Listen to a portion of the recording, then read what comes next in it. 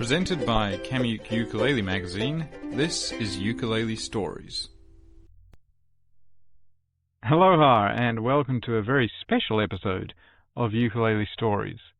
For this one we're going back in time to 2002, when I had the honor and privilege of interviewing the great Roy Sakuma at his office at Roy Sakuma Ukulele Studios on the cusp of the 32nd Annual Ukulele Festival Hawaii. It was absolutely incredible to speak to him about it. He was very generous with his time, and this interview went on to make up part of the Sydney Strummer, which was the forerunner to Kamuke Ukulele Magazine. So yeah, it's an interesting time capsule of the ukulele scene in 2002. I will warn you that it is from a micro cassette, because that's what we used to use back in the ancient times. So yes, this is a micro cassette that has been digitized, so the recording quality is a little patchy, and it was never intended for broadcast. It was only for use by me to create the article. But on reflection and listening back to it, it's just a really fascinating slice of history, and I hope you enjoy it. So here it is, Mr. Roy Sakuma in July 2002 in Waikiki, talking about the upcoming 32nd Annual Ukulele Festival Hawaii. Hope you enjoy it. Testing, 1, 2, 3. We're going to go and see Mr. Roy Sakuma, who's the director of the Ukulele Festival. I just wanted to give an idea with the festival. Sure. What the neat thing is, as much as all these entertainers are coming, the stars of the show are the kids. Yes. All these kids. They're the stars. And that was the whole concept. That's why the show was started. This is when I originated 32 years ago, that the show revolved around the children. You know. Did you get the Sunday Advertiser? Yeah, it is, yes. There was an article that they interviewed me. Did you get to see that article? I haven't yet, no. Oh, okay. If you get that, it's a good article because it talks about how this all started. It was a dream by me. Right. Yeah. Okay. And it tells you where I started, because I started from the ground, from cleaning the park. You know, when you come to that park, that's where I was working. I was a groundskeeper. I was cleaning the park, and I would sit there, and every day I had this dream of putting on this festival. And that dream became a reality while I was still cleaning the park. And that's how it all started. Right, okay. Okay, so what actually drove you to start the festival itself? Well, because I was already fascinated with the ukulele. I had learned the ukulele. I had mastered the ukulele in 18 months. And so I started teaching children, but I needed a job, so I went to work for the city and county as a groundskeeper. And when I'd ask the kids, you know, hey, let me teach you how to play the ukulele, no one was interested. Now, and it's a simple reason. The Beatles made such an impact in the 60s that no one wanted to play the ukulele. Everyone wanted to play the guitar. So the Beatles actually had a huge impact on the island. Yeah, the Beatles had an impact on the world. Yeah. And so the kids wanted to play the guitar, you know. And of course, before the Beatles, there was the surfing music, and all surfing music was guitar, you know, and Beach Boys and stuff like that.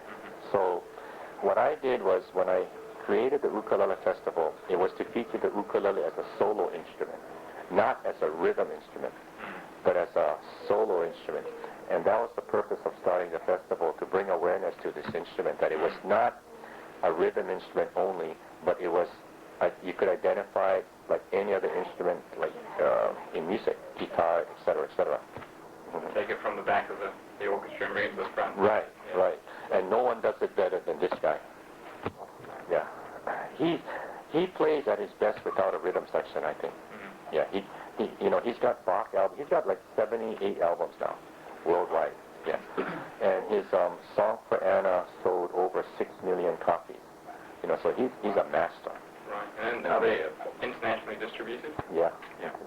A&M Records, Herb Alpert. Remember Herb Alpert? Yeah. Tijuana Brad? Right. Yeah, they distributed his record. You sell a lot of, do ukulele performers sell a lot of records on the mainland? I wouldn't say a lot, but we get inquiries every day from around the world, from our website. write, inquiring about the ukulele. And that's how we can see that the ukulele is kind of branching out. You know, for a long time it was just Hawaii and Japan. And now it's Hawaii, Japan, Canada, United States, going over to Europe.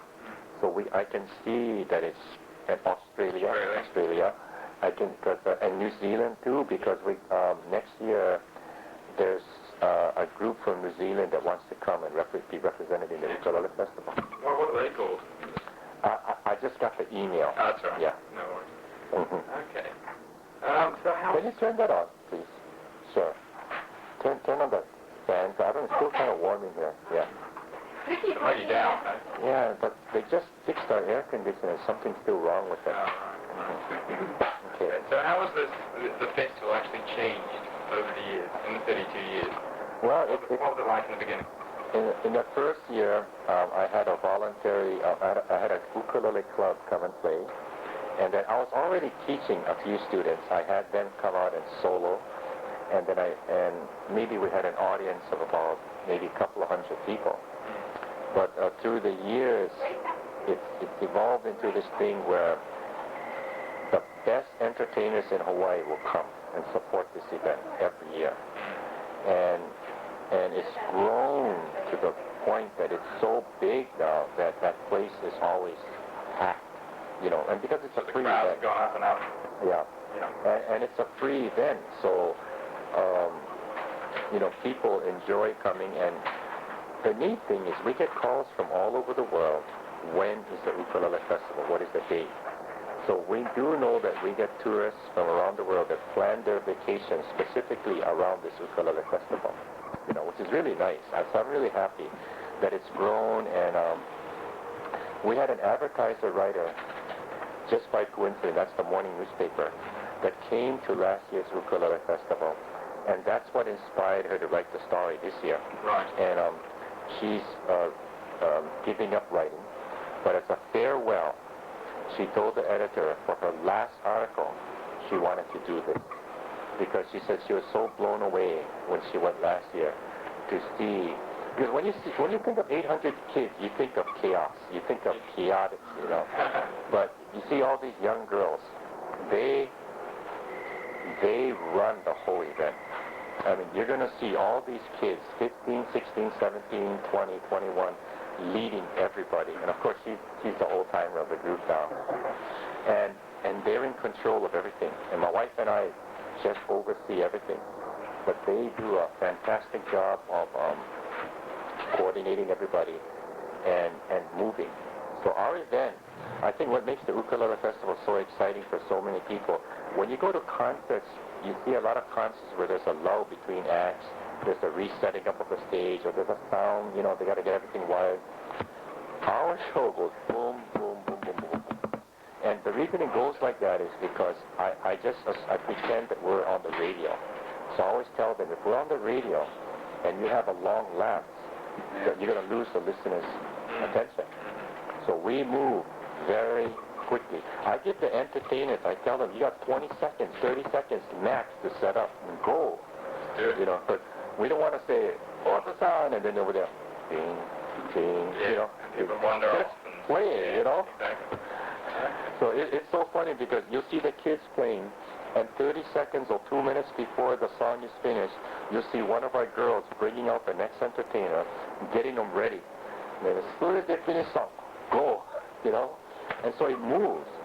So I think that's one of the keys to our success is that the show moves. Go ahead. Getting back to the point you made earlier, do you think the actual ukulele festival is actually adding to tourism? Oh, definitely. And maybe perhaps, you know, even more so since September 11th and all that sort of thing.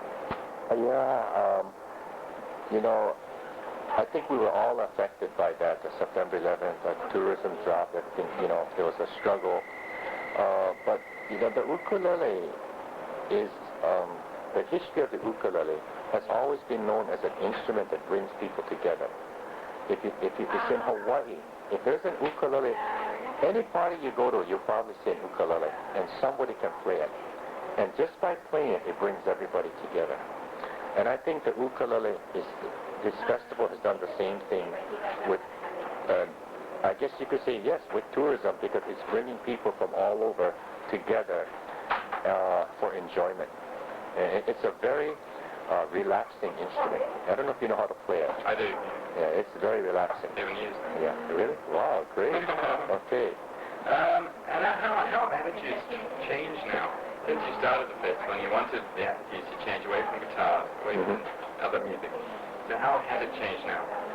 Oh, it's a complete, just about almost a complete reversal. Because when I was back in the 60s, if you talk about the ukulele, people say, oh, because they're thinking of it, oh yeah, you know, strum, P, F, G7, Hawaiian music, that's it. Yeah. That's it. And I think the hardest thing in the 70s, my wife would have told you this if she was here, people used to ask my wife, what do you do for a living? And my wife would say, oh, I teach ukulele. And there'd be a pause, and I know, but what do you do for your living? They would think that that's just like a hobby. That's not a job.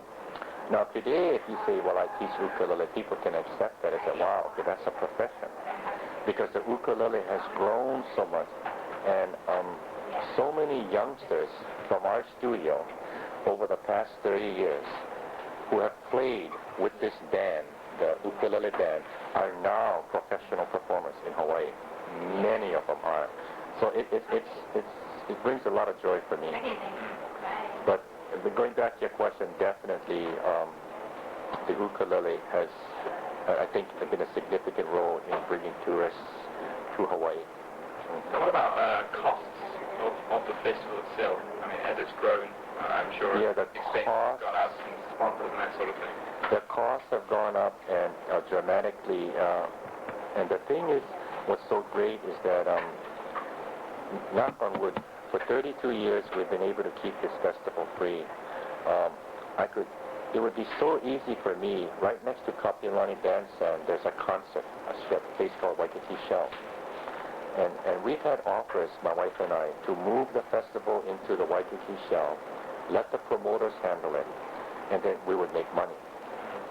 But that was not my dream 32 years ago. My dream was to bring recognition to the ukulele and bring families together. Now, if we did that, it would be kind of going against my dream, which was, you know, so we've kept it in the park. And as the costs go higher and higher, what has helped us is we've created a T-shirt right there. They sell the T-shirts at the day of the festival. And the proceeds for the sales of that goes to help pay expenses. I mean, you probably know, because in the entertainment profession, for instance, just to get a sound system is like $2,500. We bring in this huge portable restroom system.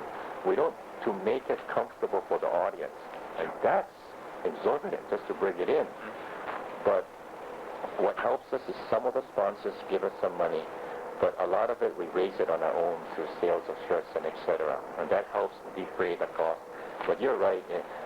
25 years ago, we could have done the festival with maybe $5,000. There's no way we could do it today. There are some years when we put on the festival where the company, our company, absorbs the costs. You know, sometimes we end up paying a lot of money out of our own pocket, but we keep it free. That's the main thing. Earlier we were talking about Jim Belloff and his website and that sort of thing. Do you think the internet has opened up a lot? And when did you start your website? We started ours. Do you know when we started our website? About 4 years ago, 4 years ago? Maybe longer than that. Maybe longer than that, yeah. What was the question again? Now, when we started it? And and just has it, sort of made the ukulele grow around the world? Yes, definitely, because when they log on, out of curiosity, they go through everything, and then they start to order. And then we notice we get a lot of second orders from these people. And then as long as you give them a good product, now that's critical, that's important to us, then they trust you to go through you again. So, you know, we try not to market anything that we feel is not going to be a good product. Now, for instance, if you went to our website, you would see the Kualoha ukulele. That ukulele out of nowhere has become one of the leading ukuleles in the world. So that's good. So anything we try to do, you know, we try to market something that's going to give the customer a great deal of satisfaction. Okay, now what actually got you into the ukulele? actually playing it? Well, So it wasn't as a youngster, when I was growing up in the 50s, most of my friends who were older than me could play the ukulele. And, I wanted to learn to play it because they could play it. The problem is I had no coordination. I had no musical knowledge or ability or musical sense. I had no musical sense. So they tried teaching me and I couldn't learn. They said, Roy, forget it. I must have been like maybe 10 years old. So about 3 years later, my wife, my sister tried teaching me, and she gave up. She says, Roy, you just don't play the ukulele. And then I think it was 15 or 16 Ultrasound recorded a song in Hawaii called Sushi that became the #1 song in Hawaii, and it was ukulele. And wow, I just love that song. And my friend saw an ad in the paper, learn from Ultrasound. So I went on his door, I knocked, and I asked him if I could learn ukulele. And he taught me. But see, he didn't teach me musically. He showed me musical notes. And he says, okay, this is how you play C, this is how you play D. Now you got to learn your chords, and you got to learn how to read the notes. And then from that, you can learn songs. Yeah. Well, that was perfect for me because I had no musical sense, but I had a photographic memory. So I memorized all the chords and everything in less than a month. So every time he gave me a song, if I played the song once, I had memorized the whole song already. I didn't have to look at the music sheet. I just had it. I could see it in my head. So it took me 18 months with him to master the ukulele.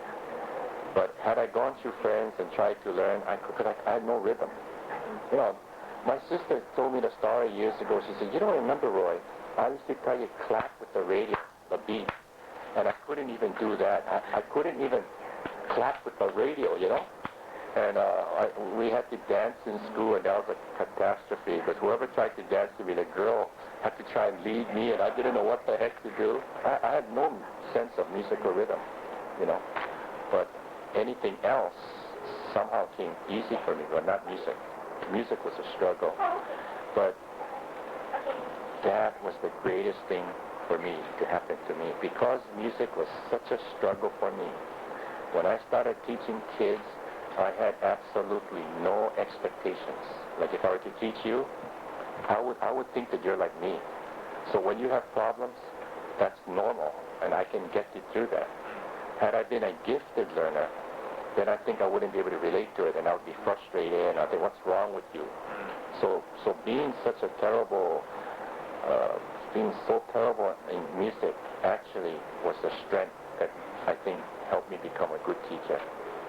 So after all these years and, how much success the ukulele's brought you, what does the actual ukulele mean to you? The ukulele is my life. It's brought, to me, the ukulele has given me joy, not in just teaching children, but in looking at them. Like, for instance, this girl here, Cheryl, she's leaving for Japan next week. She's going to be teaching English in Japan, and she's going to excel in it. But, it's given me a family. It's really given me a family. Through all these years, through all the employees that I've had, very few, if any, have quit. They've stayed until they've had to leave because maybe they left school or something. Majority have stayed very loyal to us. And they're like, my wife and I, we don't have children. And part of it is by our choice. But still, these kids are our family. This is our family. And so the ukulele is like, it's given us a family. It's given us something that we thoroughly enjoy. And I can do this the rest of my life, and I won't have a single regret. Now, what, aside from the festival, does Roy Sakuma Productions do? Besides it, well, our main thing Roy Sakuma Productions does is to teaching children. And then I'm also a consultant sometimes for different companies to put on musical productions. I'm also a manager for certain musical groups. We also have a record company that produces and releases music from different various artists in Hawaii. And then, like, I wrote a book on the ukulele, and I'm supposed to have written the second book 3 years ago, but I haven't even started. One of these days. So that's what we do. Those are the what I've learned to do. If I had advice for my friends, and when you're in a business, and if you're going to branch out into other areas, stay within your strengths. And music was our strength. So as I branched out, I stayed with what we were good at. And I think that it helps because you can depend on each thing that you've done and accomplished to help you get to that next goal. And people trust you when they see you have a background of a lot of success in that profession. It's easier to gain the trust of other people to let you help them, you know, and it's always worked. That's been the formula for our success. Now, getting back to the ukulele band, the children's ukulele band, you said that was your dream. When did it actually come to fruition, the actual the children's orchestra? How many were there at the beginning? Well, it was very few at the beginning, maybe like 15 kids, all individual performers. But I think it was the 6th annual.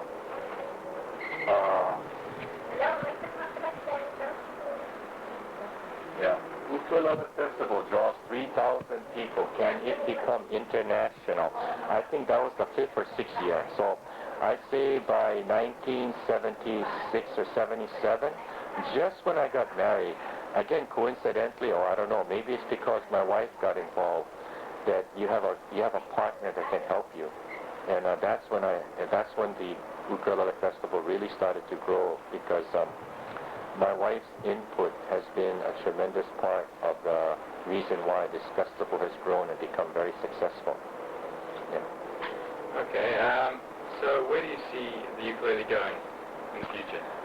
Well, I'd like to see the ukulele get to the point that it is recognized right alongside the guitar or any other musical instrument that people around the world can relate to, and they'll say, oh yeah, you know, they recognize it as a main instrument.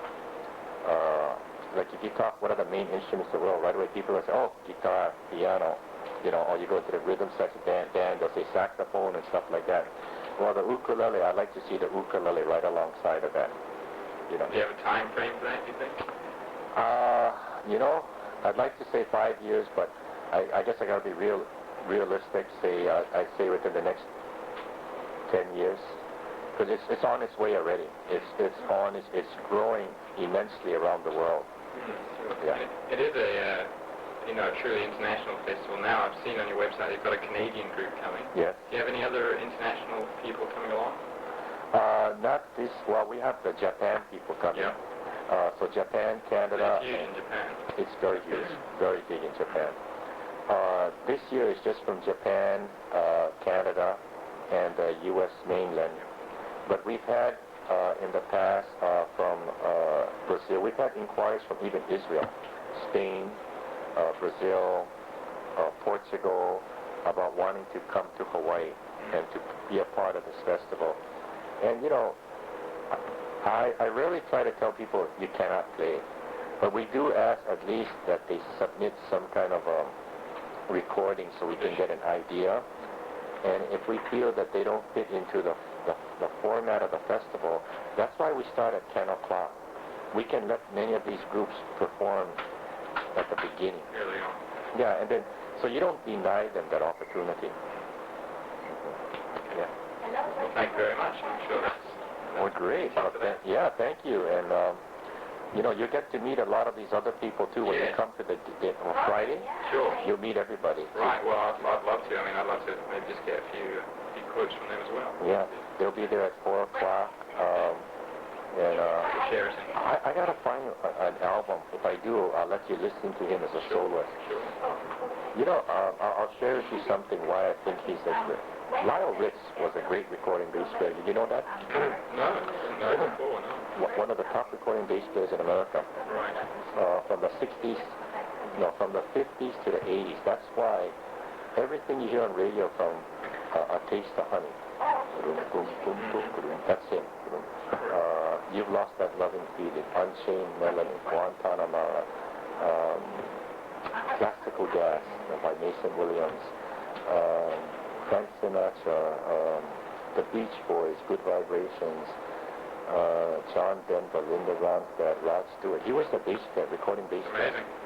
So he was a studio musician that always recorded for them. And then and the reason I met him is Lyle recorded an ukulele album in 1958 as a hobby. He didn't realize that album came to Hawaii, was played on the radio, and it hooked all of us. Because he was 20 years ahead of his time. Okay? In 1986, I went in search of him for the mainland.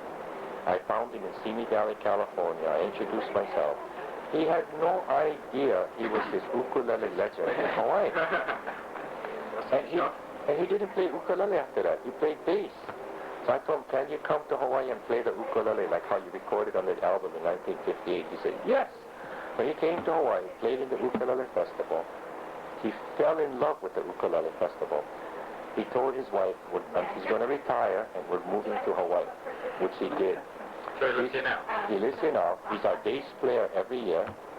And he's also, we feature him on 2 jazz songs. He's a great jazz ukulele player. I've seen Jim Bell offers a lot of jazz books and CDs of him. Yeah, on his way. that's Lyle. And then, well, I was going to tell you about Ortho-san. I asked Lyle because he's a master musician. I says, Lyle, you played with a great deal of great musicians. So compare Ortho-san on his ukulele to all the musicians that you played with on their instrument, and where would you rate Ortho-san?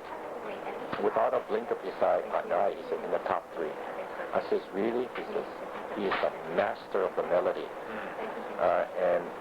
And that's what I notice about him. I can listen to his albums over and over again. You don't get tired. Whereas if I listen to any other musical artist, if I listen to it several times, I know already exactly what it's going to sound like. So I can't, because you know where the note's going to fall. You never know where the note's going to fall when he plays.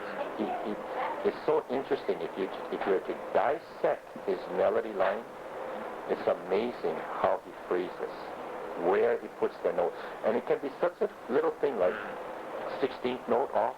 So it's what you leave out. Yeah, and he's a master of it. That's why you never get bored listening to him play the lead. That's why he doesn't need a rhythm section. He sounds better as a soloist. Too bad he was playing once a week at the Neptune, but he just stopped. But it was great. When you listen to him by himself, boy, you don't want to listen to the guitar and bass with him. You just want him by himself.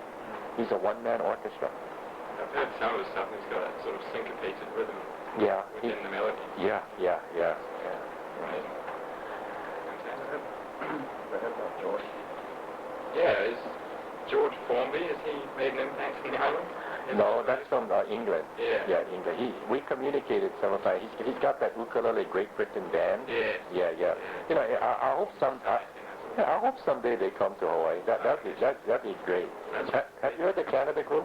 No, I haven't heard of them. No, I've just seen their picture on your website. Yeah. Oh, they're awesome. They're incredible. They play classical, they play Bach, they play Hawaiian, they sing in Hawaiian lyrics, they jam, they play Flight of the Bumblebee. These are kids that practice every day. They train the whole year. They're teenagers. They're like between 15 to 24.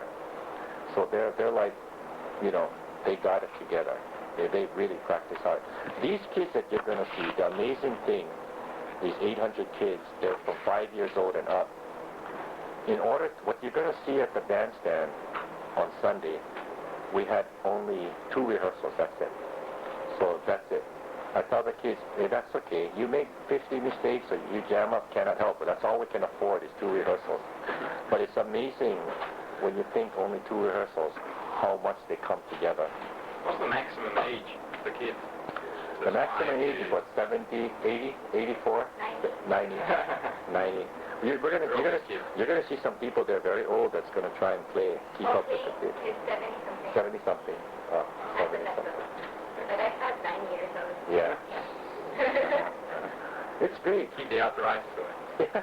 And the whole thing, again, our concept is that you don't have to be perfect. You just go up there and have fun. But you are the stars. The kids are the stars, and this is the supporting cast. Yeah. I suppose doing it with the kids, it's bringing the culture back. Oh yeah. It's really brought the culture back, and it's so strong right now. You know. The ukulele, the actual ukulele, just part of a sort of resurgence of the culture and that sort of thing. Well, the hula has always been strong, right, Cheryl? Or has Back in the 70s. Huh? Came back in the 70s. Came back in the 70s. Okay, so hula came. Before that. Oh yeah, so it came back in the 70s, but for the ukulele, it's at its highest point now in the last 10, 15 years, you know. But it is, the hula and the ukulele is probably the most significant part of our Hawaiian culture. And the ukulele is such an integral part of hula, because you need the ukulele for the hula. Yeah. You know, because it is way better than the guitar, you know that. Because the way the hula dancers dance to the feel of the music, that ukulele, that rhythm that the ukulele can bring out is what really makes it easy for the hula dancers to dance to versus the guitar. It does make a difference. If you talk to hula, the kumu hulas, they will tell you that they want that ukulele. They want that ukulele strum, not the guitar. It's got to be the ukulele for the hula. Can you give me a small demonstration of your playing? My playing, yeah. Did I tell you the story that I don't play? No. I don't play at all. I've had offers to go on television to record, and I said no. And then people ask me why, and I said, well, probably the main reason is I'm a perfectionist. If I'm going to play, I want to sound good. If I'm going to sound good, I got to practice. And I said, I don't want to practice. And secondly, I think it's because I want all the attention to go to the kids. And plus, my fingers are all broken from basketball. I was a basketball player till my 50s. Yeah, I was one of the top. Well, if you talk to my friends, they said I was a top 3-point shooter in Hawaii. Until I got hurt in my 40s, my legs couldn't handle. I used to play against the college guys, you know, all the time.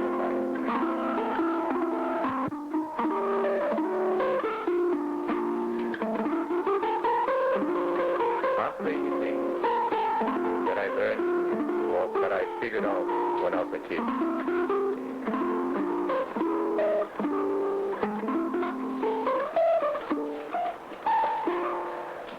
So,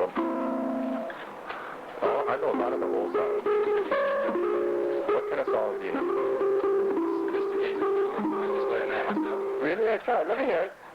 All right, okay. I can't do any of the syncopation. Yeah.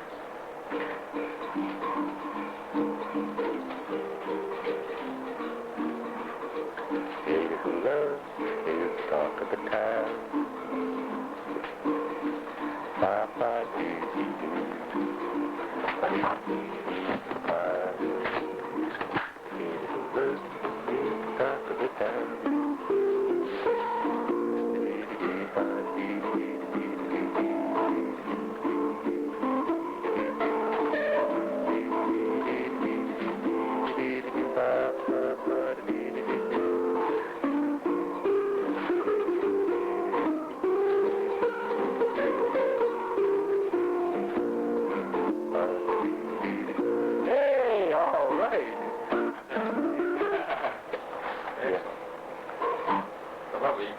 Yeah, the ukulele, this is a great instrument. This is the G-string ukulele made for my wife and I. So this one has Kathy, that one has Roy on top, you know, and then, what kind of strums do you do? I do a roll stroke. Yeah, try to do that. My grandfather's one.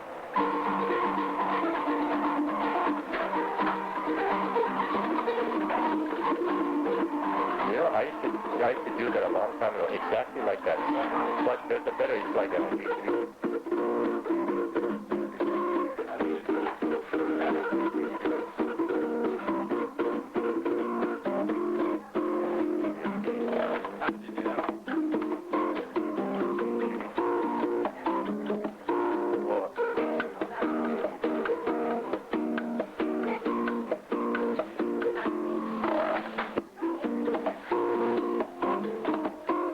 when I was a kid, that's all we used to do. We used to do all these kind of fancy stuff where we'd knock, you know, we'd flip the uke over, we'd play with one hand, but behind the head. But the main thing is that what I was known for was playing with my with rhythm, because the trick was is that when I was a kid, when I was learning the ukulele at 16, 17, I used to listen to the radio live, and I could listen to a song that I liked, say by a great singer, 100 times. And you ask me what the words are, I don't know. So I was listening to the guitar, the drums, the bass, anything I could hear, and listening to what they were doing. Well, I could mimic what the drums was doing or anything. That's how I learned all the rhythms of the world. You know, if you listen to the bossa nova, I go,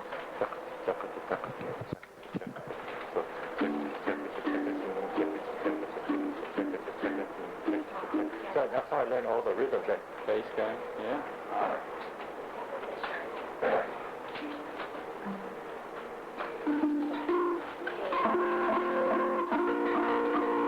You know, you hear a lot like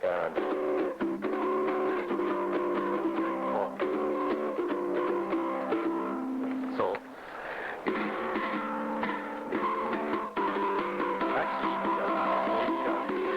longer fence. This is too short for me. Wow. So it's falling out of my hand, and I can even pick with it.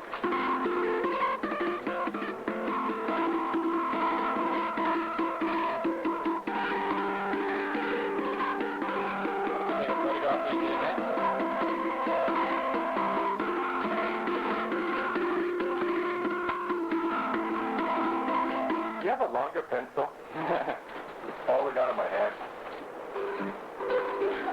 Sorry.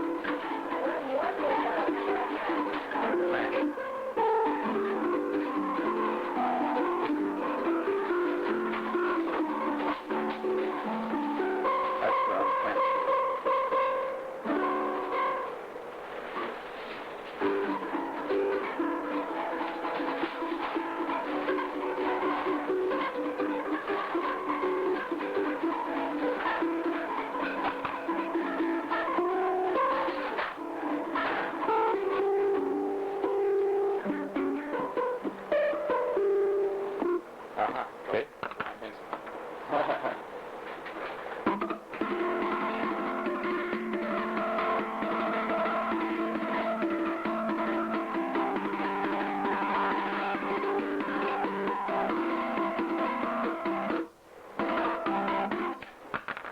Yeah, there's so many things you can do with the ukulele.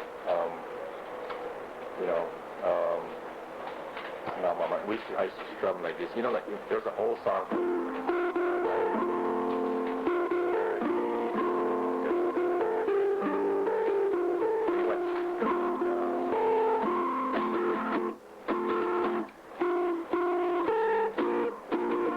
I used to do it like this. Somebody used to sing.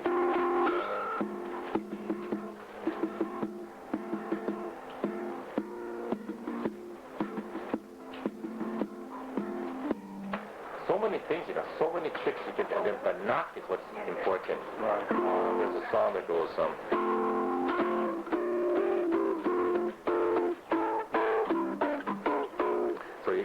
it's like a tap dance. So I figure, how can I play the ukulele and make it sound like a tap dance? So,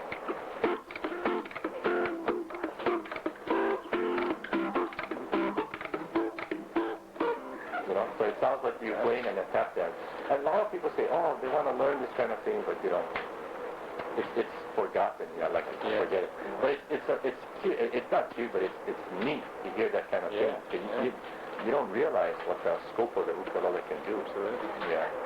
So it was real neat. I went to Japan several months ago, and I gave away an ukulele on stage, and it just happened to be a jazz band on stage, you know, like a jazz ensemble. There was a saxophonist, trumpeter, etc., a 10-piece band. And so when I gave the ukulele away on stage in a drawing, the MC in Japanese had told me to play it. And so somebody came on and said, Roy, they want you to play the ukulele. So I just gave a short demonstration. And then the next day I gave a workshop to some of the Japan ukulele players. Well, the entire jazz band came. It was so neat. Wow. They wanted to learn because I guess what I played had motivated them so much. They wanted to learn. So they all brought ukuleles, and then I taught like a 2-hour workshop. And that's where I met him. He came to the workshop. I was surprised that he introduced himself to me, you know, and he's famous in Japan. And I showed them everything. I showed them how to knock. I showed them how to double drum like that. If I had a small you, that's all.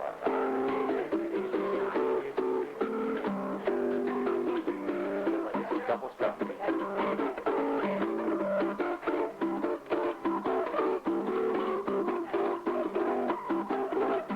I did something like that on stage, you know, with the ukulele.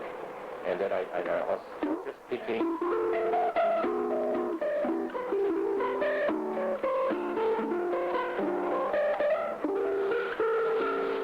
Just like a short demonstration. Turned out nice. Yeah. But I don't play. I really don't play. I really don't. Yeah, then they'll tell you I never play the ukulele. You know. So I agree with that. We get some photographs of you and you can post stuff as well. Sure. And these great posters. These are the shirt designs, aren't they?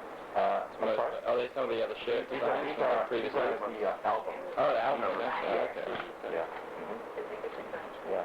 I've heard a bit of the Coward Crazy Boys. They're awesome. They're awesome. Yeah. Do you understand or see? Yeah. That's right. I'll put in the Luro trick. Stand up as well.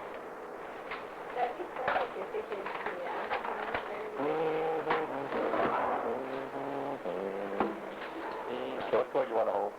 Oh, I don't know the names of the chords. Yeah, G7. Do you have my book? Do you have my book? I don't. Oh, okay. I'll give you my book. Okay. Okay. I wrote the book, and my wife helped me to finish it. Right. And it has like over 800 chords. Right. So, you know, that chord you're holding, like G7. That was this chord. Yeah, that's the only thing. These are the higher positions. And then I went one step further, is that with the name of the chord, we kind of identify what the sound of that chord brings to music. Right, okay. So this is, it's going to be great for you to learn, like, minor chords are sad and lonely, with the feeling of restricted movement, whereas major chords are bright and summery, you know. And if you play the major chord, you play the minor chord, you'll understand. Yeah. Well, thank you very much. Yeah, you're welcome. Now you can learn how to play the ukulele. Yes, absolutely. And there's a really wonderful rendition of Twinkle Twinkle Little Star. Really? Second to the last page. Now everybody can play Twinkle Twinkle. So turn it back to you. Yeah. That's it. Oh, that's it. Oh, okay, there you go. Oh, there you go. So now what this does is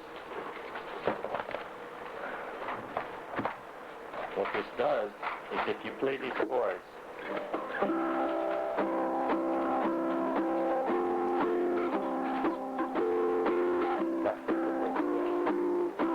but now I wrote a contemporary jazz version. Now you play these chords. Right. So it's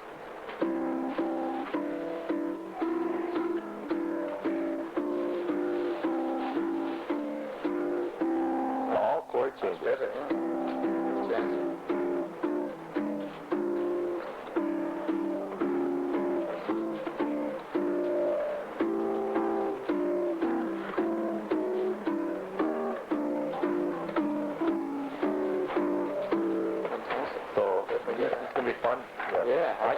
I get more comments.